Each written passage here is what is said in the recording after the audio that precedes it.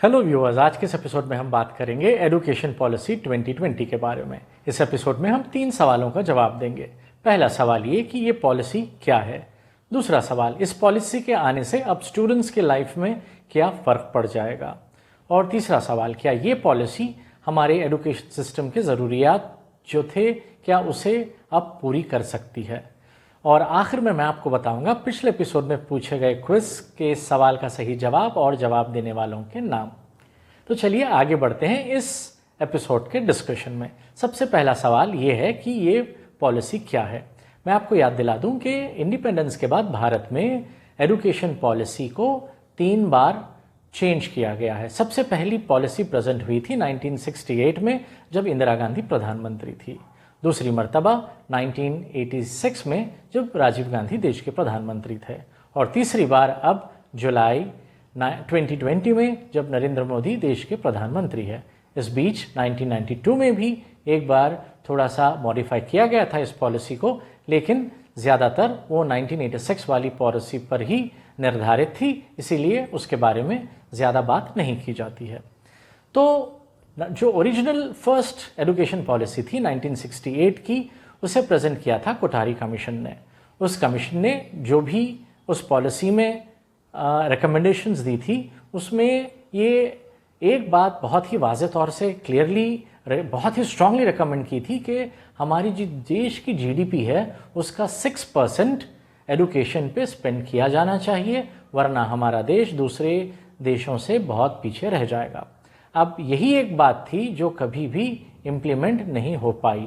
अगर आप जाकर पिछले कई सालों में देखेंगे और अगर हाल में पिछले 5 सालों की भी अगर आप बात करते हैं जब से नरेंद्र मोदी की सरकार है, तो तब भी एजुकेशन पर अराउंड सिर्फ 3% देश का जो जीडीपी है वही खर्च हुआ है, उससे ज़्यादा खर्च। जबकि अगर आप देखें तो देश के दुनिया के जो बड़े डेवलप कंट्रीज़ हैं, जैसे आप यूएसए ले लें या फिर आप यूके ले लें, मलेशिया हैं, तो ये सारे कंट्रीज़ अराउंड 5.5 to 6% स्पेंड करती है एजुकेशन सेक्टर पर। इतना ही नहीं बल्कि जो दूसरे रिलेटिवली बैकवर्ड कंट्रीज़ हैं जैसे जिम्बाब्वे और पैलेस्टाइन, ऐसे लोग भी अपनी देश की जीडीपी का 5% एजुकेशन सेक्टर पर स्पेंड कर रहे थे।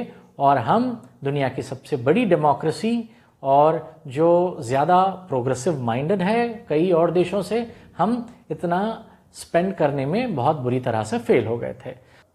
एजुकेशन पॉलिसी 2020 पेश की है, जो जिसे के कस्तूरी रंगन जो इसरो के चीफ थे, उन्होंने अपने 9 मेंबर पैनल के साथ जो तैयार किया है, इसमें भी यही बात स्ट्रांगली एम्फसाइज की है कि हमें 6% हमारे देश की जीडीपी का एजुकेशन सेक्टर पे खर्च किया जाना चाहिए। इसके अलावा अब कई और डेवलपमेंट्स, इसके अलावा कई और रिकमेंडेशंस दिए गए हैं जिसका हमारे स्टूडेंट्स पर डायरेक्टली इसका इफ़ेक्ट होगा। यानी कि जो मेरा डाउट, बहुत अच्छे रिकमेंडेशंस हैं, लेकिन अभी एग्जामिन करना है कि इसे एग्जीक्यूट करने में हम कितने कामयाब हो पाते हैं। ऐसा कई बार हो चुका है कि हमारी कई ऐसी पॉलिसीज़ है, किसी नीतियाँ होती हैं जो आइडिया के एतबार से बहुत अच्छी होती हैं, लेकिन जब बारी आती है एग्जीक्यूशन की तो हम बहुत बुरी तरह से फेल हो जाते हैं। अब अगर आप इसको हायर एजुकेशन और प्राइमरी और सेकेंडरी एजुकेशन सेक्टर में डिवाइड करें, तो आइए हम एग्जामिन करते हैं कि क्या पॉलिसी का इम्पैक्ट होगा हमारे स्टूडेंट्स पर। हायर एजुकेशन में कॉलेज यूनिवर्सिटी में मल्टीपल एंट्री और एग्जिट का सिस्टम दिया गया है। जैसे कि मान लीजिए कि अगर आप एक बीटेक जैसे इंजीनियरिंग प्रोग्राम में एनरोल करते हैं और अगर आप 1 साल के बाद डिसाइड करेंगे कि ना, मुझे ये कंटिन्यू नहीं करना है और आप किसी और प्रोग्राम में एनरोल करना चाहते हैं, अब आप कर सकते हैं। और आपने जो 1 साल बीटेक में स्पेंड किया होगा वो अब वेस्ट नहीं होगा, आपको एक सर्टिफिकेट उसका मिल जाएगा। और अगर आपने 2 साल कंप्लीट किए और उसके बाद चेंज करने का सोचा है, तो फिर आपको एक सर्टिफिकेट प्रोग्राम या डिप्लोमा प्रोग्राम मिल जाएगा। और फिर क्रेडिट ट्रांसफ़र सिस्टम भी होगा, जिससे आप आगे जाकर जब कोई और इंस्टीट्यूशन में या कोई और प्रोग्राम में एडमिशन लेंगे, तो आपने जितने 1 या 2 साल स्पेंड किए होंगे इस प्रोग्राम में, इसका डायरेक्टली आपको क्रेडिट ट्रांसफ़र मिल जाएगा। और दूसरी बात, अगर आप कोई दूसरे प्रोग्राम से जैसे बीएससी हैं, बीए हैं, ये सारे प्रोग्राम जो फिक्स्ड कॉम्बिनेशंस के साथ आते हैं, अब इसमें रियायत दे दी गई है, छूट दी गई है कि आप अपने मनचाहे प्रोग्राम्स में आप अपना मनचाहा कॉम्बिनेशन ले सकते हैं और इसमें 3 साल और 4 साल के प्रोग्राम्स होंगे। यानी ग्रेजुएशन के कुछ प्रोग्राम्स 3 साल के होंगे, अगर आप नौकरी करने के एतबार से आप ग्रेजुएशन कर रहे हों तो आप 3 साल के प्रोग्राम में एनरोल करके आप पास हो सकते हैं, या फिर अगर आप हायर एजुकेशन में रिसर्च पे ख़ास तौर से या पीएचडी करना चाहते हैं तो आप 4 साल वाले प्रोग्राम में एडमिशन ले सकते हैं, जिसकी वजह से आपको एमफिल करने की ज़रूरत नहीं पड़ेगी, बल्कि इस 4 साल के बाद आप डायरेक्टली पीएचडी में एडमिशन ले पाएंगे। तीसरा, मल्टीडिसिप्लिनरी एजुकेशन। अब आप जिस तरह का डिसिप्लिन चाहेंगे, साइंस, मैथ्स, आर्ट्स, जो कॉम्बिनेशन में आप चाहेंगे उस कॉम्बिनेशन में आप ऑप्ट कर सकते हैं। अगर आपको इंटरेस्ट है मैथ्स और आर्ट्स में तो आप ऐसा कॉम्बिनेशन भी अब चूज़ कर सकते हैं। और एक बात, जो यूनिवर्सिटी ग्रांट्स कमीशन यूजीसी जैसी बॉडीज़ या एआईसीटीई हैं, इनको अब शायद मर्ज किया जाएगा और एक रेगुलेटरी बॉडी बनाई जाएगी ताकि रेगुलेशन थोड़ा इफेक्टिव हो जाए और जो इनके पावर्स हैं यूजीसी के, एआईसीटीई के, इसको थोड़ा शार्प कर दिया जाएगा।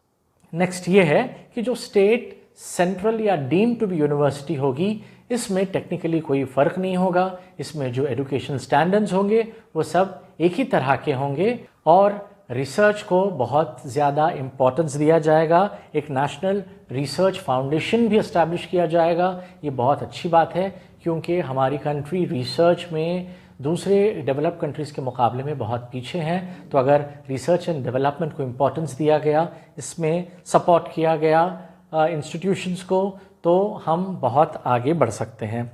अब हम बात करते हैं स्कूल एजुकेशन की। तो स्कूल एजुकेशन में जो स्ट्रक्चर था अब तक वो था 10+2+3, यानी 10 स्टैंडर्ड प्लस 2 साल इंटरमीडिएट प्लस 3 साल का ग्रेजुएशन। अब इसको चेंज किया जा रहा है और इसको कर दिया जाएगा 5+3+3+4 फॉर्मेट में।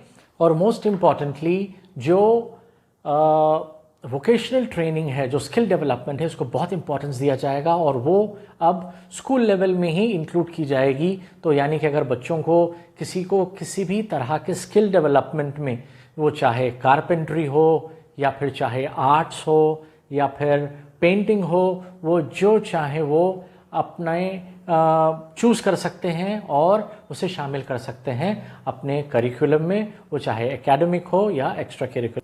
अब आखिरी सवाल कि क्या ये हमारे एजुकेशन की सारी ज़रूरियात को पूरी कर पाएगी? तो इसका जवाब ये है कि अभी बताना मुश्किल है। जो 2019 में पहला ड्राफ्ट रिलीज़ किया था मिनिस्ट्री ने, वो तो जैसे ही लॉन्च हुआ ये 3 लैंग्वेज फार्मूला के चक्कर में कंट्रोवर्सी में पड़ गया था। साउथ इंडियन स्टेट जैसे तमिलनाडु और केरला ने इसकी सख्त मुखालिफत की थी, विरोध किया था कि ये 3 लैंग्वेज फार्मूला को विड्रॉ कर लिया गया था।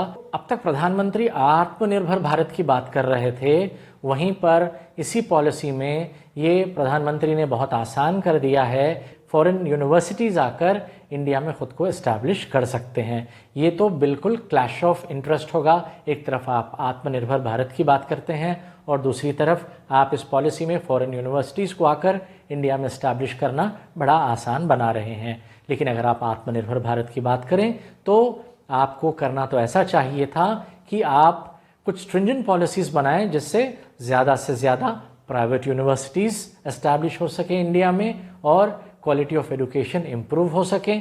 बल्कि यूनाइटेड स्टेट्स ऑफ अमेरिका की तरह कॉलेजेस को ये लिबर्टी दी जाए कि वो खुद अपने डिग्रीज ऑफर कर सकें और सारे कॉलेजेस देश भर में रेसिप्रोकल बेसिस पर एक दूसरों की दी हुई यूनिवर्सिटी क्वालिफिकेशंस को ऑनर करें। अगर ऐसा होता तो बहुत बढ़िया बात होती और ये जो हम आत्मनिर्भर भारत की बात कर रहे हैं इसमें हम 2 कदम और आगे बढ़ते। आपको क्या लगता है इसके बारे में? आप मेरे वीडियो के नीचे दिए गए कमेंट सेक्शन में लिखकर मुझे ज़रूर बताएं।